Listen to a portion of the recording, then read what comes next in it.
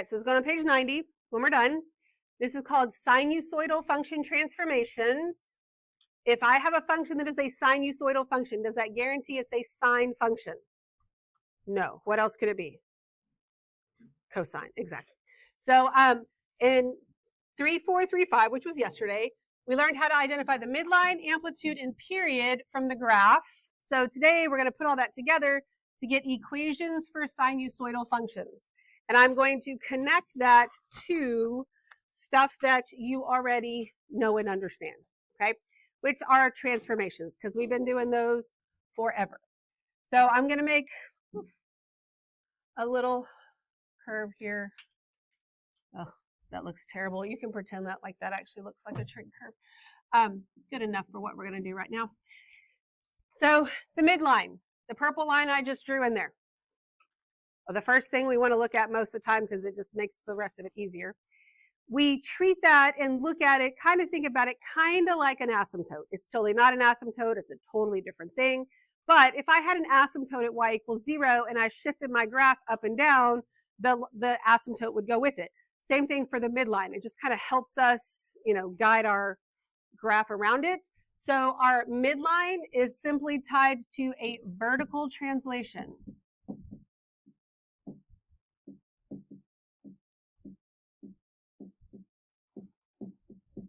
Okay, vertical translation. The next thing we talked about yesterday was the amplitude. So the amplitude was the distance, or is the distance, from the midline to a maximum or minimum, right? Can anybody tell me the amplitude for the parent function? What was it? How much? 1. Very good. So it is 1. So if my amplitude is not 1, if it's 2, that would mean I have to stretch my graph vertically. If it's 1/2, that means I'd have to compress it vertically, right? So your amplitude is just your vertical dilation.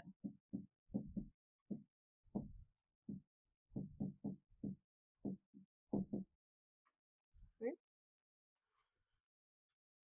Then the third thing that we talked about was the period.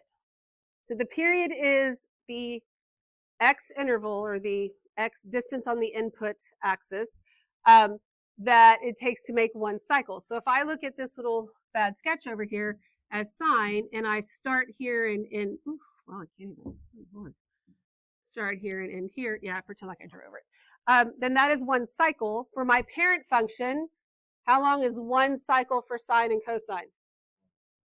No, that's the amplitude. Remember how we drew it and we went around the circle as we drew it and then we started over? So it's one lap around the circle, which is how far? 2 pi. So this cycle right here would be 2 pi units. That's how long it would take. And so if I didn't have one cycle inside that period, that means I would have to horizontally stretch it or horizontally compress it, right? So the period is related to the horizontal dilation. So these are all just transformations like we've been doing forever, okay? The only thing that looks different about it, or one of the only things, there's another little thing, but is the fact that it'll say sine and cosine in there. Other than that, all the stuff's in the same place, that kind of stuff. So we totally already know how to do all this stuff. Some of these have different vocabulary words that go with them, but other than that, it's really the same thing. So if I look here, this says I can have a function f of theta. So we're used to f of x and f of t and g of t and all that stuff. But my input is theta here instead of x. It still could be f of x. It still could be f of t. But theta is a legit input also. So f of theta equals a times the sine of b theta plus d. And when we're doing transformations, what do we always say about x? What is he? He's a liar. Okay, and it's really any of the inputs. So in case you didn't know it, it's going to break your heart to know, but theta's a liar too. So theta's a liar, t's a liar, whatever your input is. So that b there, just like it worked on the other ones, if that was 2 theta, I would actually be multiplying by 1/2, not by 2 or whatever. Yep, that makes sense. Same stuff. And then this just says k of theta, a cosine b theta plus d. All right, so just like all of the other ones we've had, your vertical dilation is this number out in the very front. So it is the absolute value of a. Because if it's a negative a, that does something else. If A is negative, what does the negative mean is going to happen to my graph? Reflection in which axis? X, okay? So absolute value of A, that's the actual dilation. And if we have a negative A, we know that that means that that is a reflection across the x-axis, because those could totally still happen and will. So that's your vertical dilation. So then we also have, that is related to the amplitude. The amplitude is also the absolute value of A. Amplitude is a distance, so that's always positive. That's why it's the absolute value. Okay. Then we have a vertical translation. Well, that's this out here, which actually last semester we used as H and K. Okay, so I'm going to show you this a couple times. These are your notes from last semester. And this says K here, where we have D. But I told you when we did this that you might have learned it as C and D. When I taught pre-AP pre-cal, I taught it as A, B, C, D. But College Board used A, B, H, and K. And then when we get back to trig stuff, now they're using C and D again. There's a version where you could use P, Q, R, and S. Remember, the letters themselves don't matter. It's where they are. That's how we know what they do. So that vertical translation, that's this right here. That is D. That vertical translation is related to the midline, key part of that being line. So when what represents the midline is y equals D. It is the equation of a line. Okay, everybody good with that? All right. Then we have horizontal dilation. That's what affects the period, right? But that horizontal dilation, that's what's in there with the input value, which is theta here, not x. And instead of b, it would be 1 over b, but it also needs to be the absolute value because the negative would be a reflection as well. Now, period, I can't pull straight out of my graph. I'm sorry, straight out of my equation. So we need to know how to calculate that. It is related to b, but the period here, the way you find it, p is equal to, what was one cycle of sine or cosine? How much? 2 pi. So I'm going to take 2 pi, the parent function, period, and divide it by b. But again, since b can be negative, we need to make that the absolute value. Now, if I have the equation and I can figure out b, I can do this so I can find the period. But I might be in a situation where I have the graph and I can figure out the period and I need b. So we need to know how to make that work. So if I want b, that's going to be 2 pi divided by the period. So basically 2 pi is in the numerator, you divide by 1 to get the other with b and p. So you don't have to think about it as two different equations. This one just doesn't have to have the absolute value because your period's not going to be negative. Everybody with me so far? Any questions? All righty. So let's look at this one. This says that the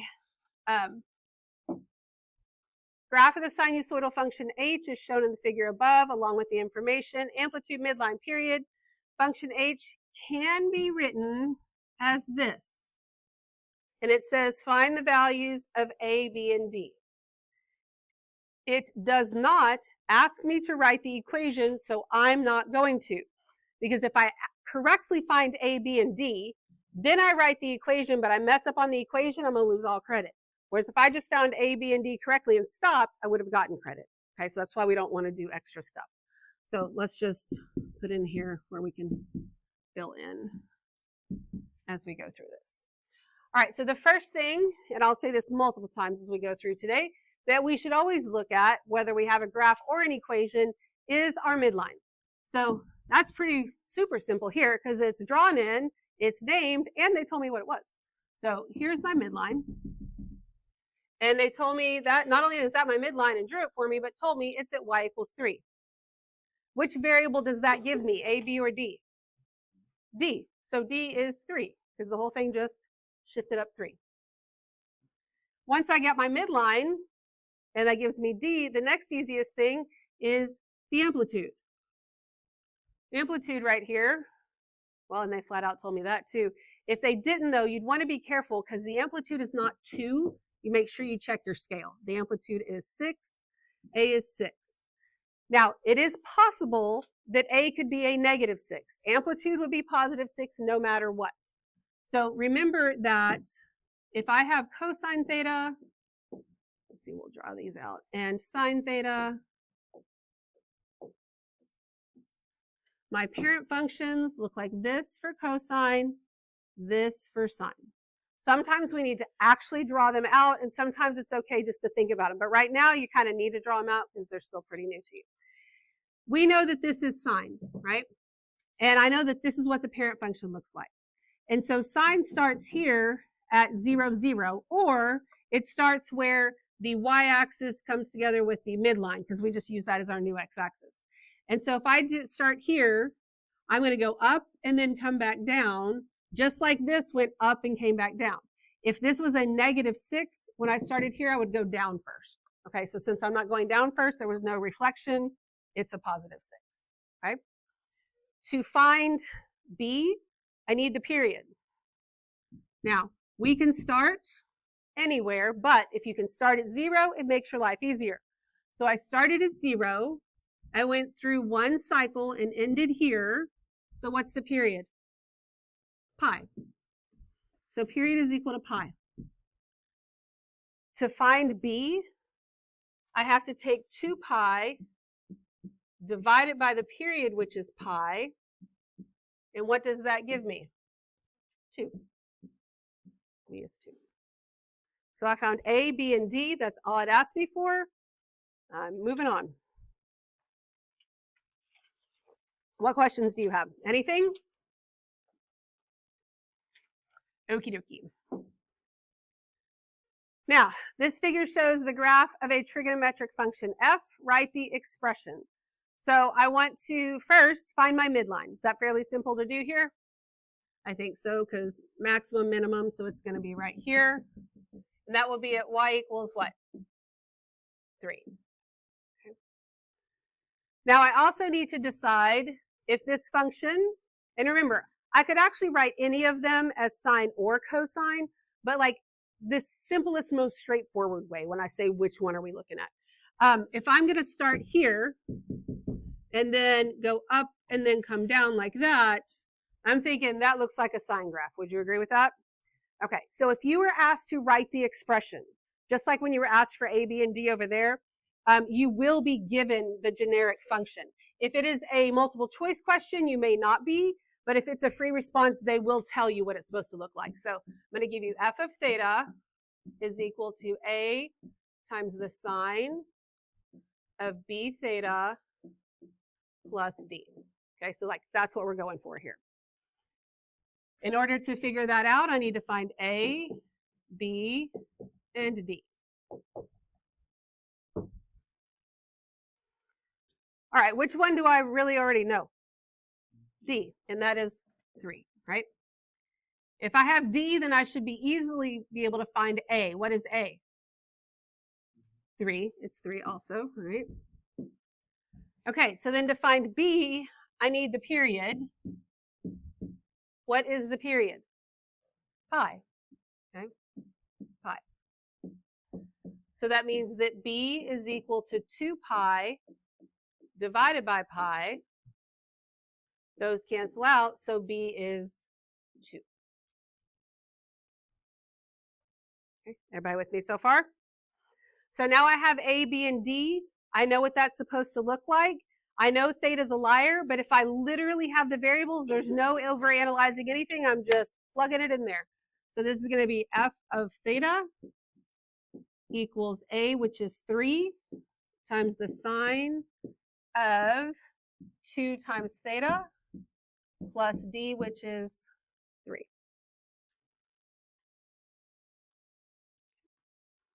What questions do you have?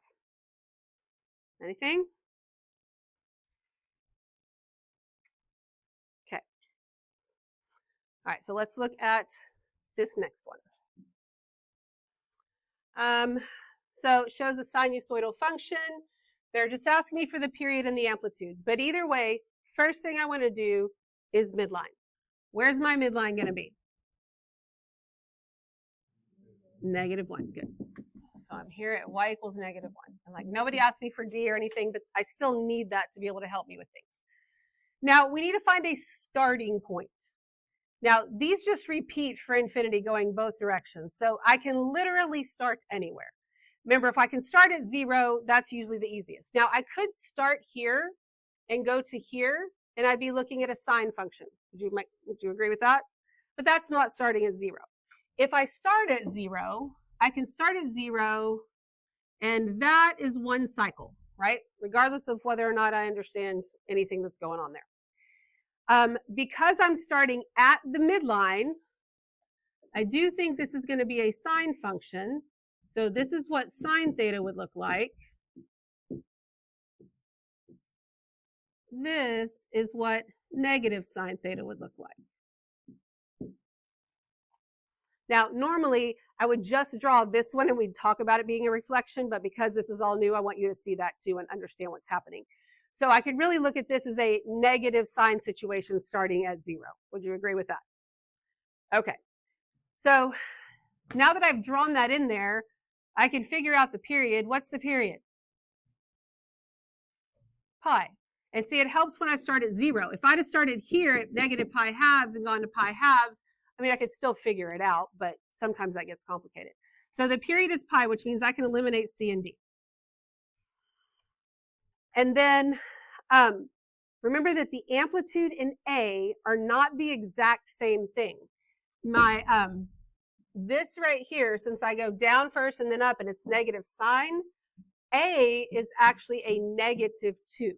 The A value is a -2. The amplitude is a +2 because it's a distance and it's always positive, okay?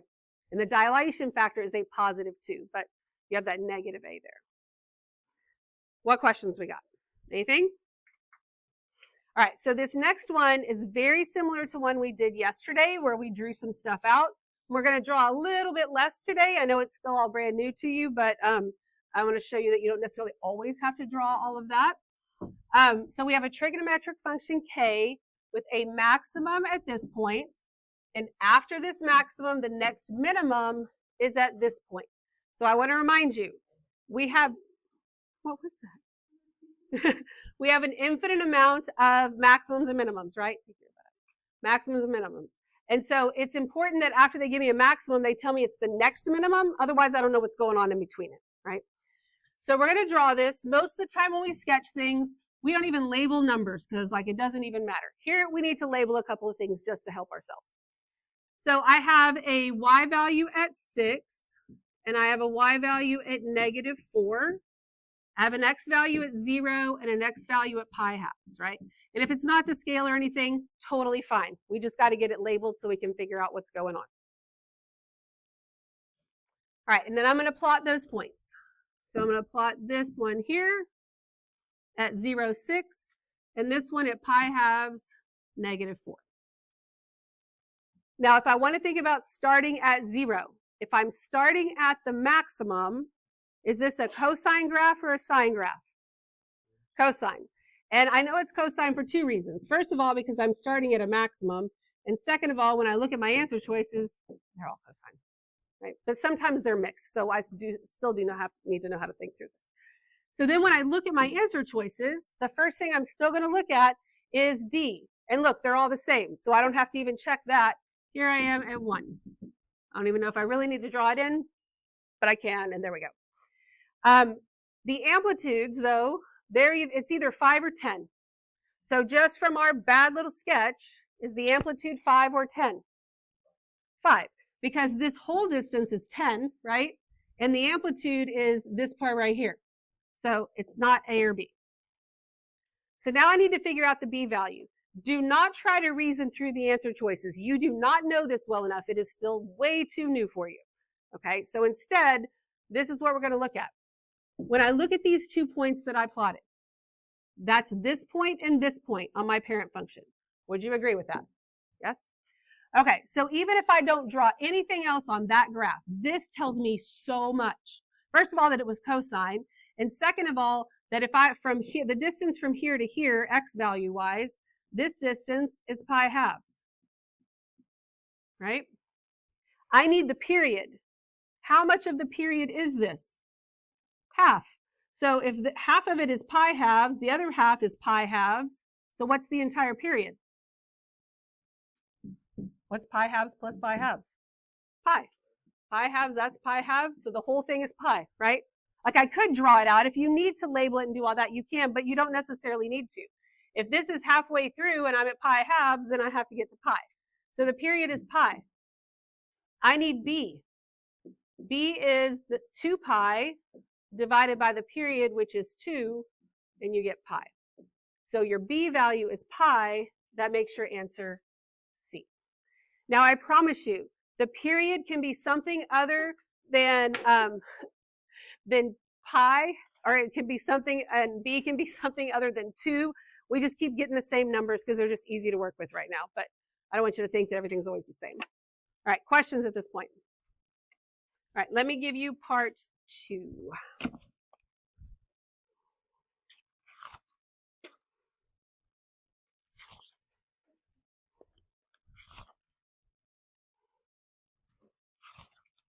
That might be an extra one. We'll just leave it on the table if it is.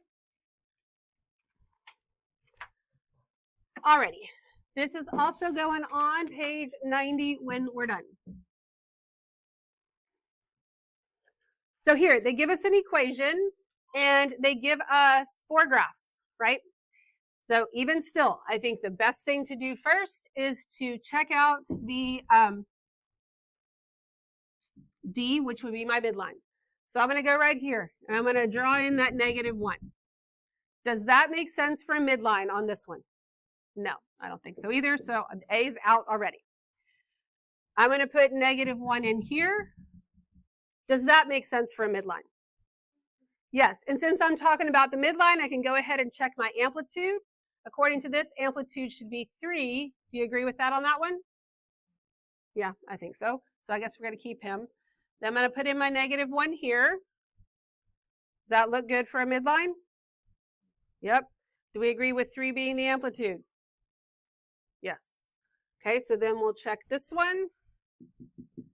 Does that look good for a midline? I think so, right? Amplitude 3, yes. So really, these 3 graphs that are left all look identical. The difference is just the scaling on the x-axis, right? And so what that affects then is the period. So I need B, which means I need to find what that period would be, so I can figure that out here. So if I know that B is equal to 2, that's what the equation tells me. So then the period is 2 pi divided by 2, which is pi. And again, I promise there are other periods. It just keeps coming up with the same thing. I probably need to change that. So this one right here, 1 cycle, is that pi units? No, that's 2 pi, so I don't like B. Is that pi units? No, so I don't like D. So we hope we like C. Is this pi units? Yes, so my answer is C. Okay. What questions do we have? Anything? So if you notice, we've done A, B, and D a few times. We left out C. Here's where we're going to talk about C. So the C part is your horizontal translation. So a horizontal translation of a sinusoidal function is called a phase shift. It works the exact same way as what you are used to. It just has a different name, okay? This says the graph of g of x equals sine of x plus c. So this is a phase shift of this by -c units. And the results, it works the same way for cosine. Now, here's the thing that gets weird. And it makes me mad that it gets weird because it doesn't need to be weird. Every teacher I have ever talked to, and I've talked to a lot about this because this has been a big part of the debate, we all teach transformations the same way. All the textbooks do it the same way. Everybody in the entire world does it the same way, except for whoever wrote the stuff for College Board, okay? Because if you notice where this says x plus c, If you look at the transformations, how you have always learned them, whether it's A, B, C, P, Q, it don't matter. This has been X minus whatever letter you want to use, right? That says X plus instead of X minus. Now, if we were just going to write the equation or use the equation to do stuff, it don't matter what we put there because, you know, it still works the same way. The problem comes in when they don't ask you for the equation, they ask you for A, B, and C. And if you don't understand how C works differently than it did here, then you could get the sign backwards. Okay, so we're going to talk about C sometimes even when it doesn't ask you about C, just so you can kind of see what I'm talking about there. Comedian, didn't even know it. All right, so here we go. So let's look at this. So the figure shows the graph, and I've got to figure out which expression this is. I've got 2 cosines and 2 sines. So I'm going to sketch both of them so I can think about both of them. Let's see, we start with cosine, and then we have sine, so we have something here to refer to. And then just like before, I'm going to check my midline. Well, the good thing is all 4 of these answer choices have the same midline at -1, so I don't have to. I guess that's good and bad, because if one of them was different, we could mark it out. But all right. Now, the way you check each one of these, if I look at A does not have a translation left or right, right? There's no C in there. If I look at my graph over here, you see how it starts at a minimum, not a maximum? And if I started here and sketched it to here, it looks like it looks like cosine, but upside down. Would you agree? So this, if I started here and went to here, I could think that is a reflection, so a negative cosine situation with an amplitude of 3. Well, this has an amplitude of 3, but it's positive. So I wouldn't start here, I would start here, right? Which means I don't like this one, okay? So then I move on to the next one. So the first thing I'm going to ask you, from what you have always known about transformations, does this mean that I go to the left or to the right? To the right, because X is a liar, right? That does not change. The way it works does not change, okay? It is what we call, how we say what C is. And so, and again, I know it doesn't ask you that, but since in their little equation, they say this is supposed to be X plus C, if I give you this and ask you what is the value of C, then C would have to be equal to what? Negative pi, right? Whereas if it had said minus C, it would be pi. You see how it changes the sign? So you don't necessarily have to overthink it. My suggestion is to look at this and say, what would I have to substitute in there? And then get it, okay? So don't rush past it, because I've written it down wrong twice today so far, even though I'm explaining to you how to be careful, and I'm still writing it down wrong. All right, so then let's go back to what we're looking at here. So I want you to remember, what we're going to do is we're going to look at where would we start before we shift, okay? And then when we shift, we should land on top of this. So if this is a negative cosine situation, instead of starting at the maximum, I'll start at the minimum, which is right here, okay? Which looks pretty good. But I'm going to take this. If I shift to the right pi, I end up here. That's not even on my graph, right? So I don't like B.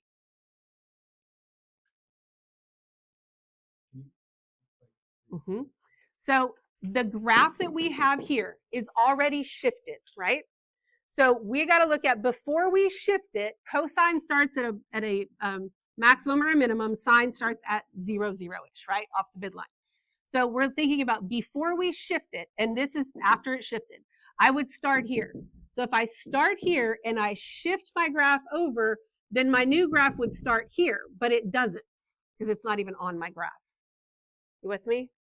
Pre-shift, I would be here. Post-shift, I would be there and should look like what I have there, and I don't. Okay, because that is my final. Let's do a couple more, and maybe that'll help. Because that's why we're going to do a few of these, because we got to practice this stuff. It's the shifting that makes it weird. So now let's move on to C.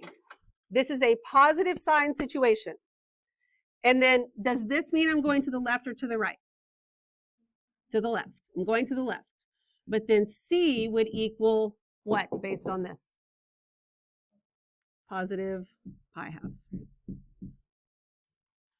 Okay, again, the C not part of the question, but all right. So if am I at sine? I need to shift to the left, and I want to start at 0 because that makes everything easier. So to do that, I'm going to extend my graph a little bit. There's pi halves here. This would be negative pi halves. So my graph would come back up. Here's my little dotted line to like right there. Okay. So I'm going to start. Sine starts at 0, 0. So we start on the y-axis at the midline, like at our new 0, 0. If I take this, and I shift to the left, pi halves, look, I'm on my graph, right? But this is a positive sign. Positive sign would mean I'd have to go up first. This goes down first. So does that match it? No. If that was a negative there, then it would, but I don't like this one either. So hopefully I like D. Does this translation tell me I'm going to the left or to the right? To the right. And so then C would be equal to what? Negative 3 pi halves. Okay, good. So this is sine. I'm starting here again. I'm going to the right 3 pi halves. Boom, I'm on my graph. Good news again, right? This is a negative sign situation, which means I'd have to go down first and then up, and that totally matches my graph. Okay. Does that help a little bit? Yes. So I'm starting here. Do you understand why we're starting where we're starting, first of all? Okay. So I'm starting here. This translation says I'm going to the right 3 pi halves. So I'm going right here. Like I end up right here. Sine is supposed to go up and then come back down. But this is a negative, which means it's been reflected. So instead of, whatever, we'll leave that there. So instead of going up and then coming back down, this says that I should go down and then come back up, and that matches my graph. I'm trying to figure out what matches the graph they gave me. Okay, does that help? Anything else? So why did you start at negative 4? Because, so the question is, why did I start down here? Because for cosine, you start at a maximum or a minimum, right, on the axis. Because this was negative, the negative cosine would look like this. Since it has been reflected, I have to start down. Because sine starts at the midline. Because they're different graphs. One of them's cosine, one of them's sine. That's why. Oh, I see. Yeah, that's why. That's a very good question. So there was a couple of O's there. You see why I was doing that differently? Very good question. Because the last one we did, they were all cosine. This was sine and cosine, so I had to change how I was doing it. Great questions. What else you got? Okay, awesome. Flip it over. All right, so here's another one. But if you look at this one, and this one's got 2 cosines and 2 sines as well.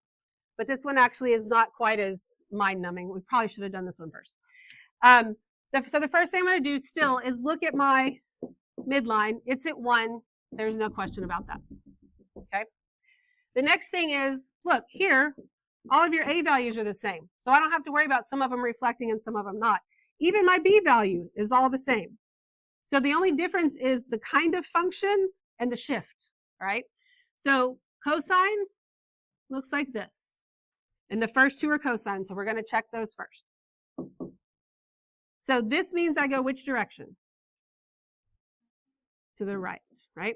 So I'm going to start, because it's cosine without a reflection, I'm starting at the maximum point on the axis. I move to the right pi fourths, which would be there, because that's pi halves, not even touching my graph. So not my answer.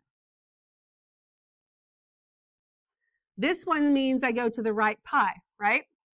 Correct? So again, this is cosine, so I'm starting at the maximum point on the x-axis, on the y-axis. I move to the right pi. Once again, not even touching my graph. Can't be my answer. So the next 2 are sine. Here's my parent function for sine. So this is where I start at the y-axis on the midline, not at the x-axis because it's shifted, right? So I'm going to start right here because it's sine. And if it's positive, I go up. If it's negative, I go down. Where with cosine, where I start depends on whether they're positive or negative. But these are all positive. So this means I go to the right pi fourths. So I'm here. I'm going to move to the right pi fourths. Okay, I'm on my graph. That's good news number 1. Then once I get here, because since it's sine, I'm supposed to go up and then come back down. So that's actually looking pretty good. I think I like C, but we always check them off. This means I go to the right pi. So once again, I'm starting here. When I move to the right pi, I'm not even on my graph. So that can't be my answer. My answer is C. Okay. You will get this, I promise, but you have to practice. And I highly suggest when I give you the assignment, you practice today. Come back with questions tomorrow. I'd be happy to entertain questions at the beginning of class, but nobody ever does their assignments, so I don't know how I'm supposed to do that. Okay? You got it? Okay. Or at least we don't always do them in a timely fashion. I know some of y'all actually do them. And some of y'all actually do them in a timely fashion. I guess I shouldn't generalize. All right, let's look at this one. So graph of H and its dashed midline. So it's telling me, hey, I already drew that in for you. So at some point, this is going to be a y equals something. 5 points, no scale is indicated, no axes are presented. So the first time you saw something like this was before we ever looked at trig. And I gave you this looking graph, and I gave you ordered pairs, and I said, put them on there so we don't do weird things in the future. Now, they gave us 5 ordered pairs. When you do this on the actual exam, they're not going to give you the ordered pairs. You have to come up with them, and you have to put them in the right order. Remember, when we do this, we put our x's in order from least to greatest, left to right. The y's in order from least to greatest, bottom to top, like every other graph you've ever done in your life. All right, now when I look at these, I gave them to you in any random order. Theirs is actually, the x values are in ascending order, and then you can tell you have 2 maximums for your y's, a minimum, and then those midline points. So we should be able to substitute or put these on here pretty quickly. So this is 216, 511, 86, 1111, and 1416. Okay. It's a little bit more difficult when they're not just flat out given to you, like if you're having to figure them out. But okay, so it says that it can be written in this form right here with the stupid plus C, but that's okay. We'll worry about that when we get there. So I got to find A, B, C, and D. All right. Well, this midline, that's at y equals what? 11. And so that tells me D is 11. What is A?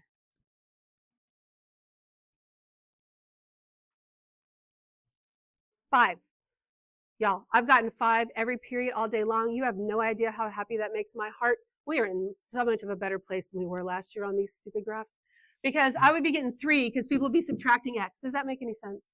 No. This is a vertical distance. And I know y'all know that. I have no idea why everybody felt like they need to make up everything when we were doing these. So A is 5. Now, it is possible it's a -5, but we're just going to leave it like that for just a minute here. And then I need to figure out the period. Now, I know this is signed because they told me. But I could figure out the period going from here to here because it really doesn't matter. It's about when it repeats. But I'm going to need this point right here anyway, so let's go ahead and find it. I know the y value would be 11. What would the x value be? -1. Very good. Because your x values are separated evenly as well. 2 plus 3 is 5, plus 3 is 8. So if I do 2 minus 3, that's where I get -1, right?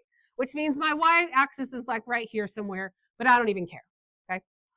But what I do care about is the fact that if I start here, here's one cycle, and I end up here. So my horizontal axis distance, I'm starting at -1 and going to 11. What would that make the period? What's that distance from -1 to 11? 12. It's just 12. It's just 12 units. That's all it is. So the period is 12. Yeah, because it's distance. Yeah. The period is 12. So for B, we're finally going to get some different numbers. I'm going to take 2 pi and divide it by 12. And that gives me pi 6. Okay. Now I need C. Now I know I shifted to the left 1 to get to -1. But here's how I want you to handle this. I want you to write it down like you're going to put it in your equation. And this is a T. So if I'm going to the left 1, what would we have always written down in here? Plus or minus? If I go to the left, plus 1, right? That part does not change. That's still how I would write it. So T plus 1, I know that's how I would write it in my equation. Then we're going to write this right next to it, T plus C. Then I'm going to look at them. And I know this might seem silly, but otherwise, again, I keep writing it down wrong myself. If these two things are both true, what does C have to equal? Positive or negative 1? Positive 1. Like that's what I would substitute in there. So this is 1. Or there's actually another option. Because I could have started at my axis and shifted to the left 1, or I could have started here and shifted to the right 11 and then started that, right? So there's an infinite number of equations. I'm sorry. Oh, because of this ordered pair. Because sine looks like this. Yeah, it's like when we start. So basically, I could have shifted to the left 1 to start here, or shifted to the right 11 and started there, or shifted, you know what I mean? There's an infinite amount. This is the easiest one and the one I would suggest you would go with. But some people don't like to move things to the left. They like to make everything go to the right. So if I move to the right 11, then this would be a negative 11. So really either one, even on the exam, they'll take either one, even if you have another one that's correct. I mean, I wouldn't get crazy and, get in the thousands or anything. That's just not even necessary. But what questions we got? Practice, practice, practice. I promise you can do this.